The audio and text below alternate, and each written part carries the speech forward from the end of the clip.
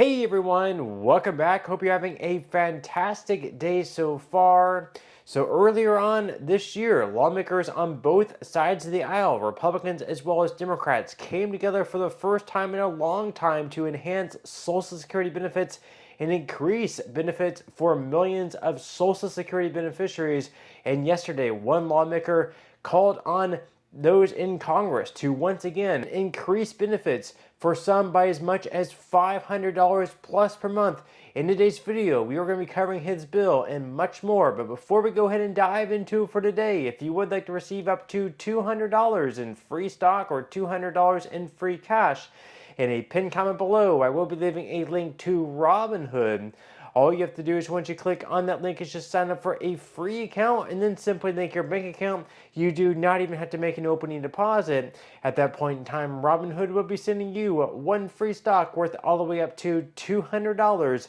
And if you'd rather just have the cash, all you have to do is once you receive the free stock is just sell it for what it's worth and then transfer the cash value right back to your bank account. Okay, so diving right into it for today. So because of everything that's going on within Doge, and a lot of people frightened about Social Security and the future of Social Security benefits, we now, more than ever, have people filing early for Social Security retirement benefits. Of course, we're going to dive first into this article, and then we're going to move on to the other one, where, of course, we have an increase on the table by as much as $500 per month. We're going to be covering that bill and why one member of Congress is pushing for Social Security to once again be enhanced. So diving right into this article here by Kiplinger.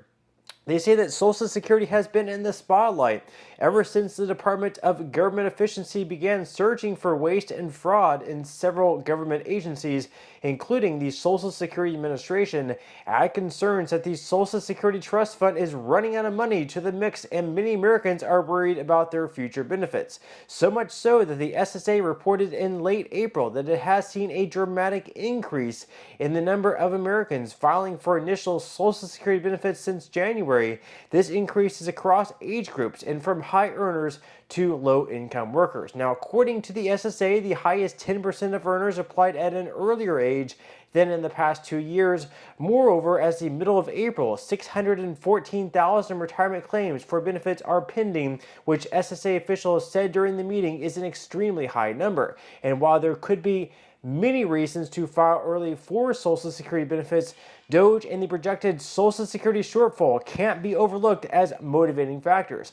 After all, the surge did occur after Doge began meddling in Social Security. Now, this could certainly be Doge and people frightened about the future of Social Security, if there could be cuts across the board or Social Security perhaps going away. Maybe that's the reason that people are filing early. Or perhaps it could be just that people are now, they dealt with the pandemic just a few years ago and they realized that maybe the world isn't, like, life doesn't go on forever and people just want to retire and be done with work and they no longer want to work their jobs. They just want to start receiving Social Security, start enjoying their retirement years. Of course, leave your thoughts and comments below on that. Now moving into the other one here, the other discussion of today's video, that is going to be yet another Social Security increase. So earlier on this year, Joe Biden signed a bill into law called the Social Security Fairness Act. This was a bill that Republicans worked together with Democrats to push this thing across the finish line. We had Republicans behind it, we had Democrats behind it, and because that bill passed, we had right around 3 million beneficiaries of Social Security receive a pretty substantial increase. Now we have one lawmaker calling on members of Congress to do this once again in this bill. Let's go ahead and roll the clip. Can you imagine this? An administration not understanding that there are over 70 million Americans who rely on Social Security. For more than 40% of them, it's the only benefit that they have. For 5 million of our fellow Americans, 5 million, they get below poverty level checks from the wealthiest nation in the world and the most incredible insurance program in our history. It's time this ends. We not only have to stop Social Security being cut, We have to expand it for the first time in more than 50 years. The last time Social Security's COLA was affected in an effective manner was 1971. Richard Nixon was president of the United States. We're far beyond that. Thank God that the senators here, and I just saw Chris Van Hollen come in, are standing and fighting every single day to make sure that this doesn't happen and drive the message home to the American people just how important this is to every single family in the United States of America.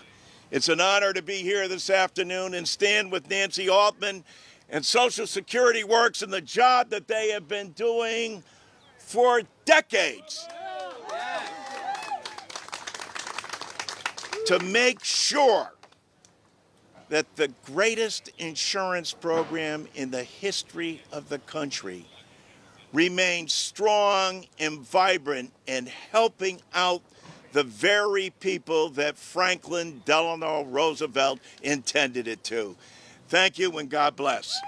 So once again, that was John Larson calling on members to Congress to pass his bill onto Trump's desk to be signed into law. We're going to quickly go over his bill and what's all in it. So according to his website here, once again, this is the Social Security 2100 Act. First off, it would increase benefits by 2% across the board for all Social Security beneficiaries for the first time in 52 years. Secondly, it would improve the cost of living adjustment so it reflects the inflation actually experienced by seniors. So what they would do there is they would change that from the CPIW over to the CPIE on a year-by-year basis. The CPIE typically is a little bit higher than the CPIW. Thirdly, it increases benefits to boost low-income seniors. More on that one later. It also improves benefits for widows and widowers from two-income households. It restores student benefits up to age 26 for the dependent children of disabled, deceased, or retired workers.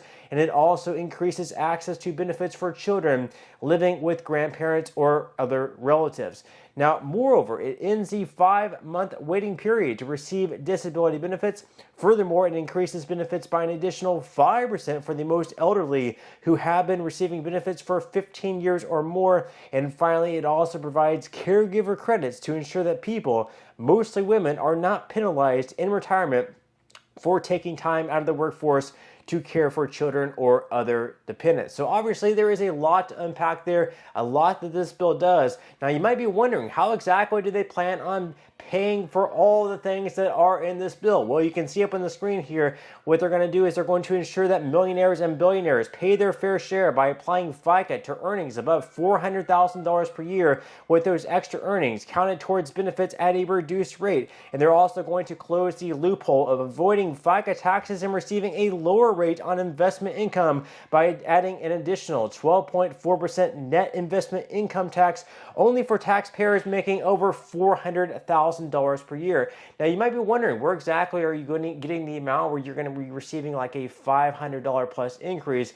That's going to be because they're going to be increasing the special minimum benefit to 25% above the federal poverty line. Now this year in 2025, if you receive the special minimum benefit, that's going to be right around $1,093 per month, or on an annual basis, $13,116. That actually happens to be below the federal poverty line, because this year in 2025, the federal poverty line for one person happens to be $15,650 per year, or on a monthly basis, that would come out to $1,630. So if they did increase the special minimum benefit to 25% above the federal poverty line, that would end up resulting in an increase of $537 a month. This would be incredibly substantial if they could get this bill to pass. Now, as you can see up on the screen here, last year whenever they had this bill, they did have a lot of co-sponsors at 189. However, you can also see that all 189 co-sponsors also happen to be Democrats. So they didn't get a single Republican on board with this bill.